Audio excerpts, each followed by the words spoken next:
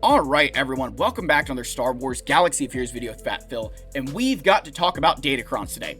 Capital Games had a massive update last night related to Datacrons and their release cadence and the path going forward for Datacrons and what to expect. There were absolutely some good parts of this update, and there were some that I think were very, very bad. If you are a free-to-play, there's some good news for you, and there's some bad news for you. If you are someone that spends money on this game, it's basically all bad news. Because the advantage that Datacrons were once giving you is going away, and you're going to be asked to do more in less time.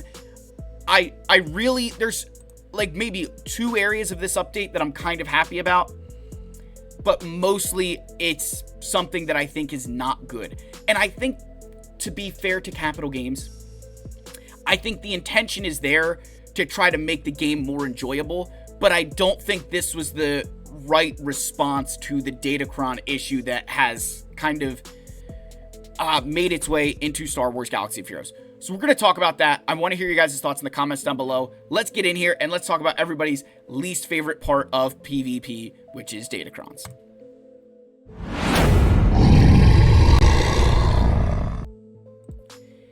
Alright, so unless you've been living under a rock, you do know that the Datacron set has been in the store for a little bit now, Bounty Protocol. There are some interesting things that came up in here. One of the big things, there's only 2 factions instead of your usual 4, which again, we'll talk about that in a second. Character-wise, you know, about the same amount per faction, so, you know, it is there. No, you know, some decent level 3s, but no, like, 15 and 15. Does feel a bit skewed towards light side, having a couple more that feel better with the 2% max health, the protection up, the defeated 15% offense, 20 speed, and even starting with 25. Like, these feel a lot better than some of the dark side, you know, bonuses, but, you know, I get it, right? You know, it normally feels like dark side gets a little bit slighted with these. The big thing here is when you go to the character mechanic. Let's start with level 7. Activates on squads at or above relic 6. Same thing with the level 6. Activates on squads at or above relic 4. Activates on squads at or above relic 2. If we go back to the first order Datacron set that we had, right? This Datacron set up here, right? The level 9 activates on target character at or above relic 5 if all previous bonus mechanics are active. Activates on squads at or above relic 3. Activates, and then activates on squads at or above relic 1. So they have changed how high your team needs to be. The level 8 stats used to just be for relic 3. Now, those are all gated behind relic 6. So your entire team now needs to be at a higher relic level for Datacrons, right? Same with the faction level 6, you need to be relic 4. That's significant. That alienates a large portion of players who've been able to interact with Datacrons. So that's a pretty significant change. That's not just, there's no update about that, by the way. That's not in the update post. So they're throwing that in and hoping nobody friggin' notices. And that kind of pisses me off a bit. Because Datacrons are already seen as very free-to-play unfriendly. And now they just got even worse. Now it's even harder. So I don't like that one bit. That should have been a post and explained on why they did that. Because the only reason they did it, spend that money. I'm sorry. That's the truth. That is a travesty to me. Now, going to the screen capture so we can talk about this actual update. Now, Meathead came in, and he's like, apologies for a lack of post about this, chalking it up to holiday hangover. Now, I'm going to call bullshit on that. Now, we're pro Meathead on this channel, right? We like Meathead. We don't blame stuff on Meathead that I feel is out of his control. I think this post is late because CG knows that it's going to piss off the community, and they didn't want, how often do you want to share bad news right away? You want to delay it as long as possible, and that's what I feel they did here. It's ridiculous in my opinion. The release cadence of Datacrons has always been a bit awkward with Conquest, and ears have put spotlight onto that. To better align our content in a more cohesive way, we have tweaked the timing of Datacrons. Instead of releasing every month and lasting 4 months, Datacrons will now release each month and last for 3. I've never felt that they were awkward. I don't know if any of you have ever felt they were awkward. I've never felt they were awkward. They're awkward to the way that you want to release content. Just own up to that. I don't think that they've always been a bit awkward. No. They're awkward for the way that maybe you guys want to go in and update the game. But from a player side, I've never had a problem with the way that the Datacrons are. I felt that the cadence has worked really, really well. Where you get kind of 2 months to build it and then 2 months to kind of, play around with it. I've never had an issue with that. I've felt that's always been a net good thing for the way that Datacrons are. So I've never had a problem with that. This changing the release cadence to lasting for 3 months is already kind of, all right, that's brutal. But then every single month, and I'm going to say this is, when I talked about burnout in this game, one of the major problems is Conquest is a time sink. And there was nothing better than every other Conquest being able to kind of just take a breath, not have to worry about farming your Datacrons, doing all those refreshes because you'd got the ones you already needed. Now, every single Conquest, you're going to have to be like, all right, I need to be as efficient as possible because I need to get every single Datacron that I need from this set. And it's not lasting as long. So now you're almost spending more to obtain these Datacrons, and they're not lasting for nearly as long. So the return on Datacrons is even lower than it used to be. So I'm not a fan of this. That's not good, right? I don't like that at all. To account for this increased release cadence, we'll be lowering the complexity of each set with the goal of it being a net neutral amount of information to keep in your brains. Now, for people like myself who is a begrudgingly interacts with Datacrons, who is, I like crons, but not really. If they deleted them tomorrow, I'm not going to cry. That's great news. Lowering the complexity also means they're not going to be as friggin' ridiculous as they are right now, which you love to see that. If you are someone that spends on Datacrons for an advantage, someone that relies on that for an advantage, this sucks for you. And it's kind of coming at a point where they just released this cron set. It's been in the game. There's people who might have been building this set already. And now getting the news that, not going to last as long and it's not nearly as good. So, haha, joke's on you. That sucks. This should have come out a lot sooner than it did. We will monitor these adjustments, and as always, your feedback is important to the team, so please share your thoughts as you interact with these adjustments. Now, they did add 2 things down here that I think are good. Starting with set 26, reroll costs between level 4 and 6 have been halved. We have reduced the amount of factions per set from 4 to 2, which should make it easier for you to get the affixes you're going after. Both of those things are good, right? I think that's solid updates to Datacrons, make it a little bit easier to get what you want. But to kind of go back to the game here and show you the one problem with that.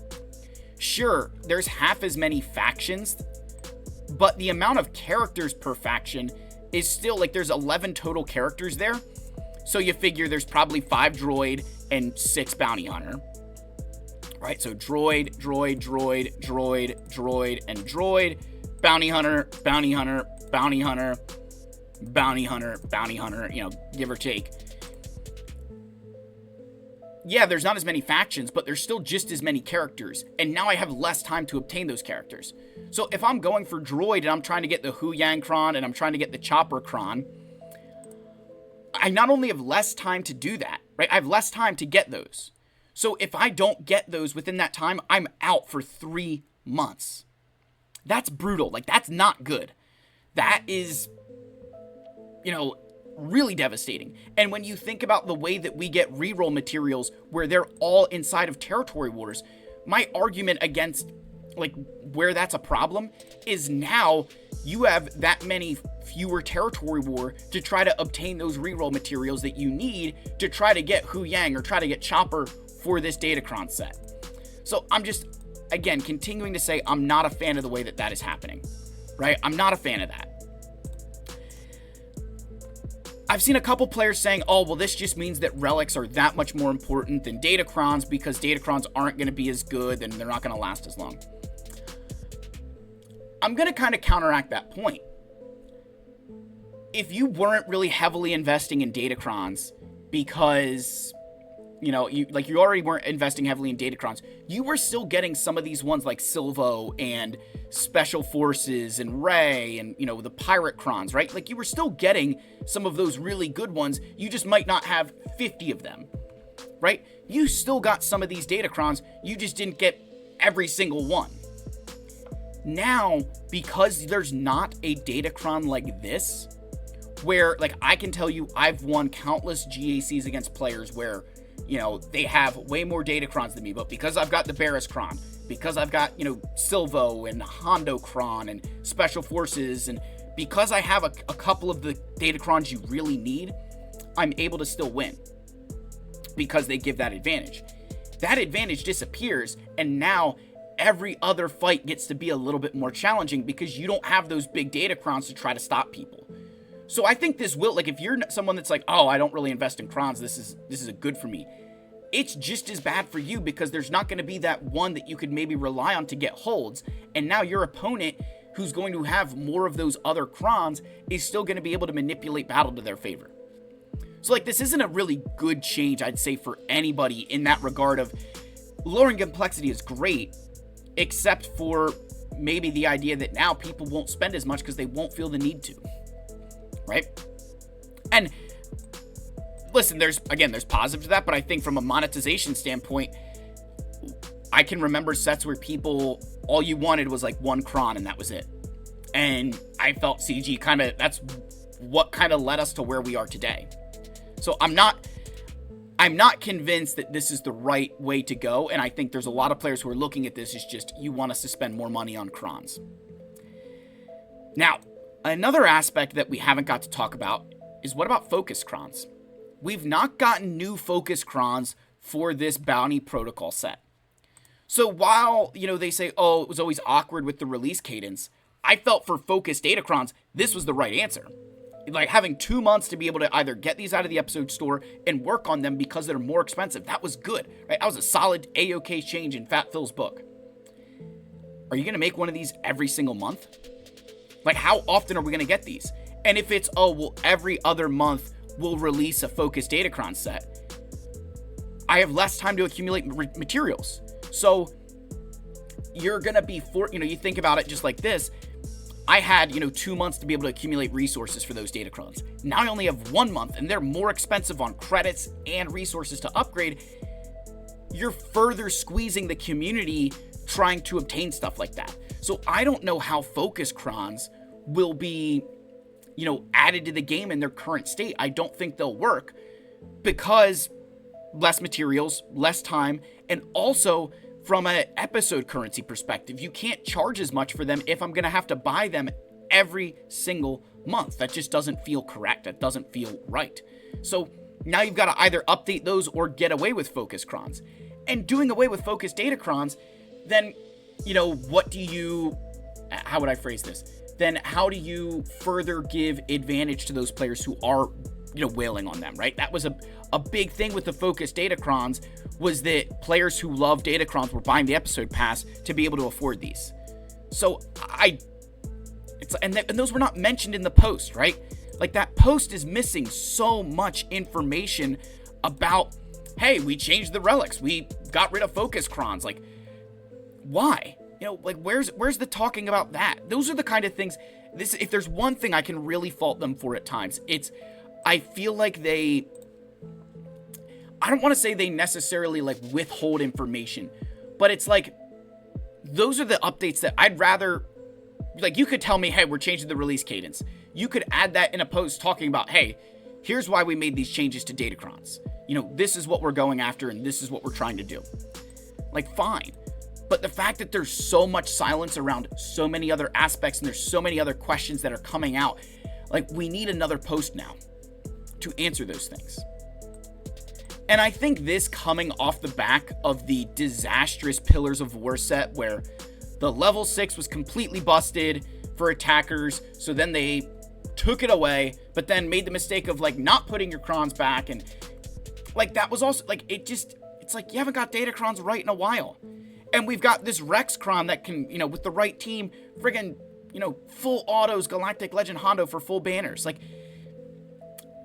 no duh, you guys have had problems with, the complexity. You create Datacrons that allow for stuff to happen that you don't want happening. So I'm just, this update, while there's some really good stuff to it, I think it's just mostly bad because they're fundamentally changing Datacrons for so many players in the game. Because there's more of us than just the people that exist in the endgame. So now, like, if you're a lower level player, there's no real impetus to work on Datacrons if you're free to play because they require Relic 6s now. Like, that's insane.